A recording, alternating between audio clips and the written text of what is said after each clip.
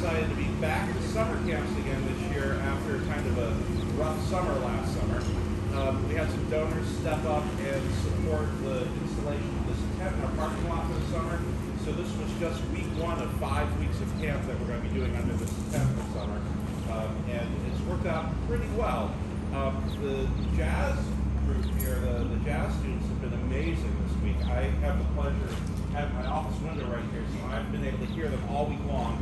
And the amount of music that they've been able to accomplish in just 5 afternoons is really pretty spectacular. So I'm really excited to hear them perform it all at once right now. I would like to take a moment to thank the instructors who put a ton of work in this week. So Eric and Chris Claxton are here.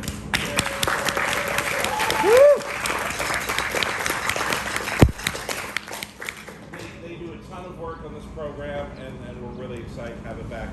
We will have jazz programs this fall in the building, and you should be receiving your fall catalogs in the next week to 10 days, probably sooner rather than later. I just saw them for the first time. And there's some jazz programs for teens happening here in the building this fall. We have a new partnership with Jimmy's, the new Jazz and Blues Club that's going to be opening up downtown at the end of September. So we're looking towards having the teen groups playing there actually as early as December this year with our date there. So we're really excited about that. And we'll also be back in the press room and other places in town where we've played before, Book and Bar, and a lot of great venues throughout the community. So we're really excited about that. So if any of these students want to hop into a jazz band this fall, just talk to Katie or talk to Chris or talk to Eric or myself, and we're happy to let you know how that works in the fall. So without anything further from me, let's give it up for the jazz camp.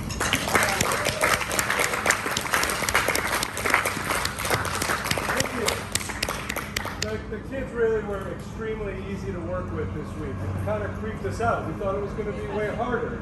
And they all play music like they're generations older than they are.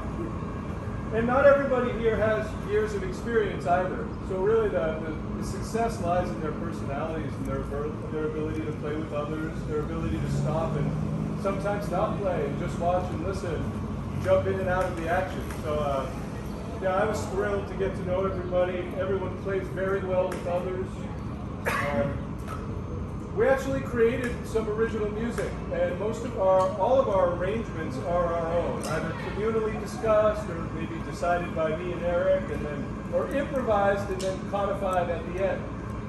The first piece we're going to play for you, my brother and I are both church musicians, so there's these pieces that we're used to playing every single week. So he arranged one, and we turned it into sounding like a Sam Cooke or Otis Redding kind of thing. So hope you enjoy it.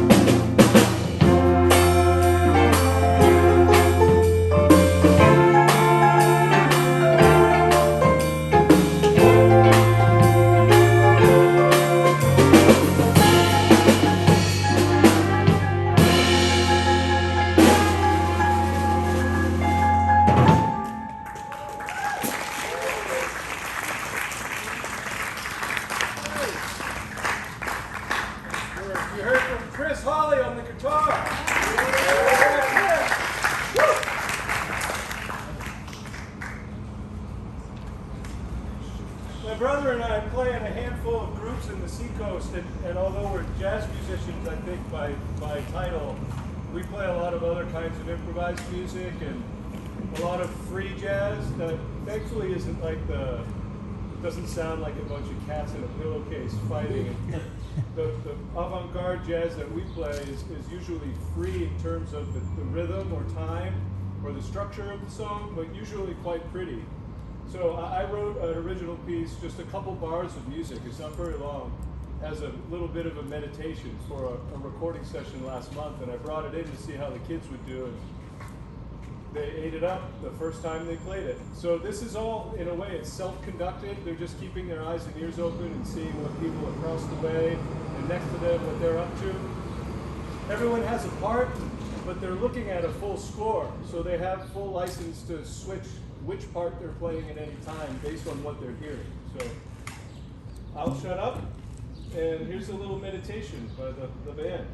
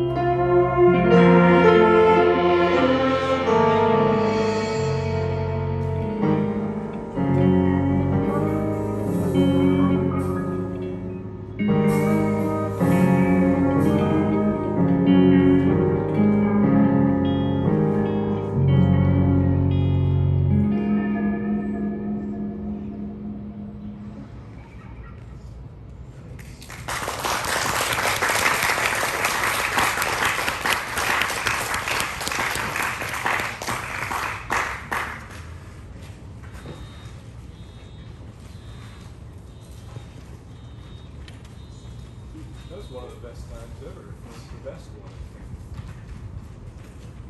This next piece, my wife is also a musician. She's a really great vocalist in the area named Taylor O'Donnell.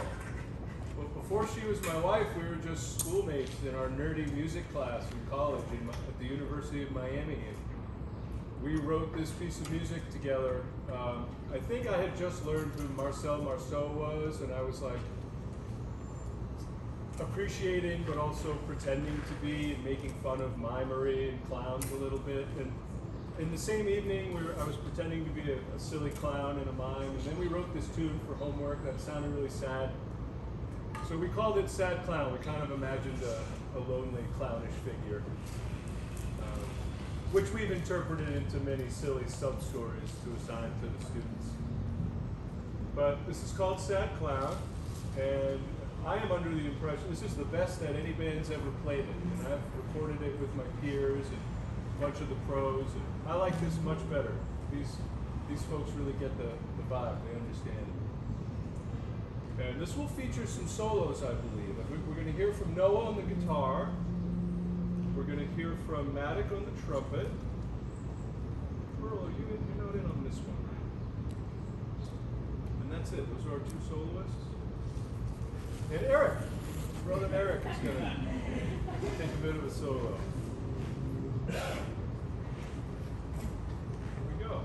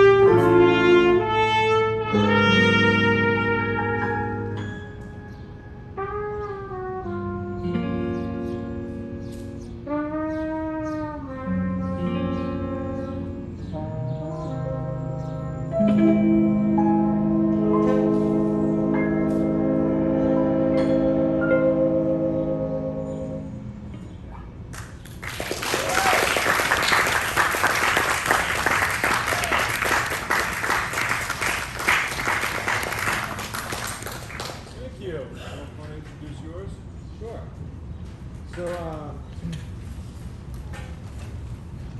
yeah, I guess so. I've also been thinking a lot about what it means to be a jazz musician, and so I've been listening to a lot of jazz records that sound a little more like folk music, and there's been a real coming together of these kinds of things. So when I was in school this past semester, I was challenged to basically take a piece of music written anytime in the 20th century that was not made for improvisers, and then arrange it to involve improvisation. So this is like a theme from a Scott Joplin opera, which he wrote, which was like never really performed and is just starting to be uncovered again and brought to life. So this is just the main theme, but I arranged it to sort of leave room for improvisation and decision making, and it's just kind of a fun change of pace.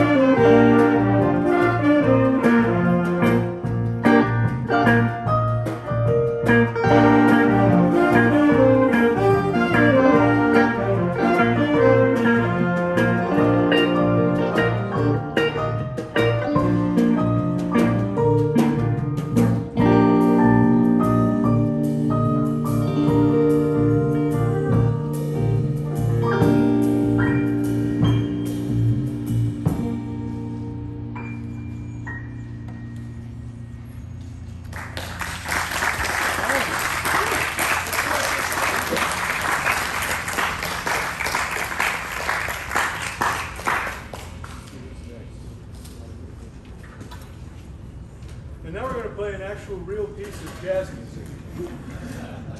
But it's a slow, dirty ballad, our favorite. There's a ballad that was introduced to me, so it's a new tune for me still in my repertoire, but it's by a wonderful piano player named Mal Waldron, who wrote this piece called Left Alone. And I think after the year and a half we just had, it's appropriate to play.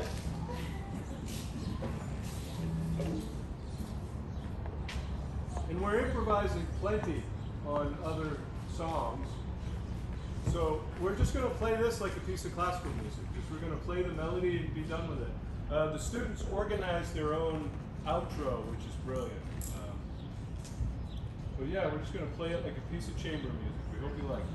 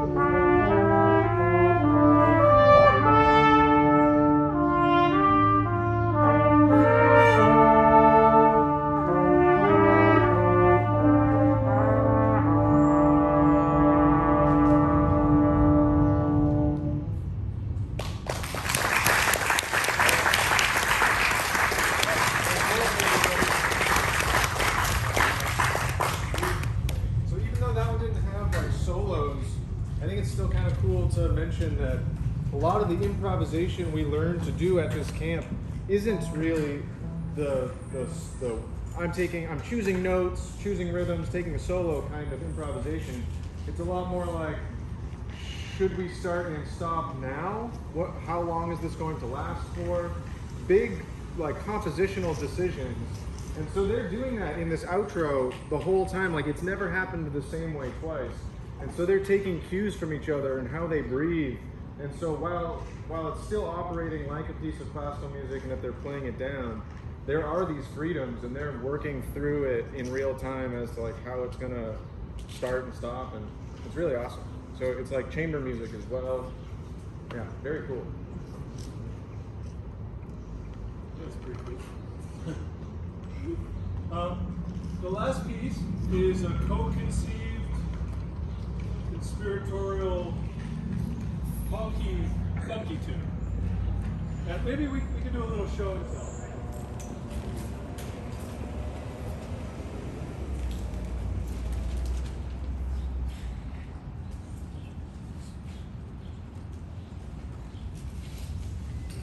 I would like to hear what you say.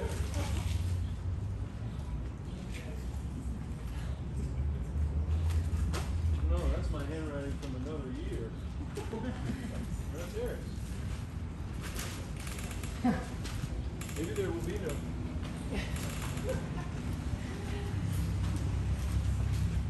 Well, the moral of the story is that we didn't really read music and we scribbled hieroglyphics on a piece of paper and that's all we looked at. So imagine that. But Oh, I found it!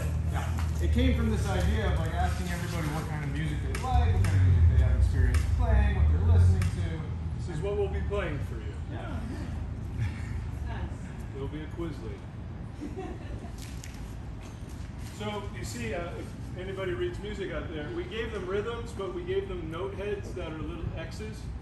So we all came up with rhythms that we're going to share, but the students have to pick whatever note that they think is appropriate. Here we go.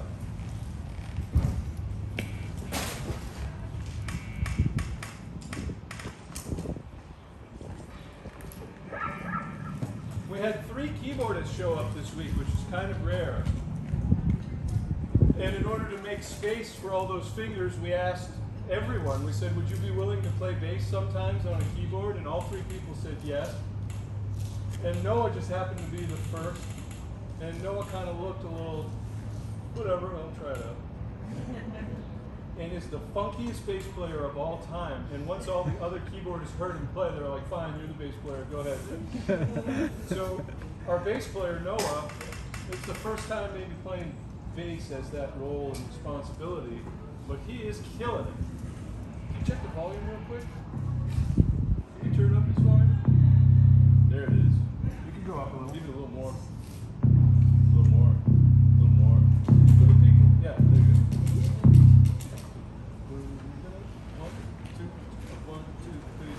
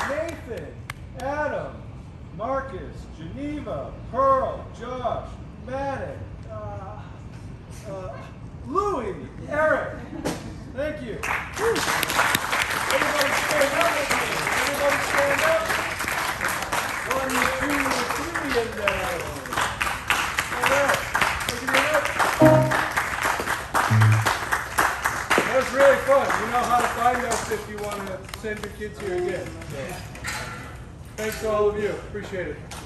Thank you.